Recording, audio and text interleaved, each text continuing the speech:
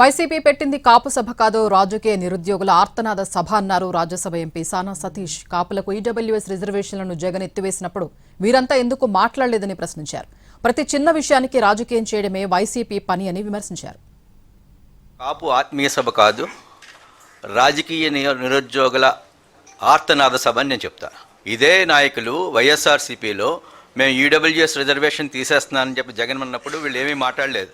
ఈరోజు వీళ్ళందరూ వచ్చి మేము కాపులకి సరిగ్గా జరగట్లేదు అంటానికి కారణం ఏంటంటే వారు రాజకీయంగా ఏదో లబ్ధి పొందాలనే ఉద్దేశంతో చేస్తుంది తప్ప ఇది పర్టికులర్గా ఏదో కాపుల మీద ప్రేమతో చేసింది కాదని చెప్పి మేము చెప్తున్నాం. ప్రతి చిన్న విషయాన్ని రాజకీయం, మొన్న ఎవరో చనిపోతే రాజకీయం. జగన్మోహన్ రెడ్డి దగ్గర ఒక టీం ఉంటుంది. వీళ్ళు ఏంటంటే ఎవరన్నా చనిపోతే ఆ శవం దగ్గరికి వెళ్ళి ఇతనికి కులం ఏంటి, కాప కమ్మ రెడ్డ చూసుకుని దాన్ని రాజకీయం ఎలా చేయాలని చెప్పి చూస్తూ ఉంటారు. ఇదే పద్ధతిలో మొన్న లాకప్ డెత్ అని చెప్పి ఇదని చెప్పి ఒక హడావిడి చేశారు.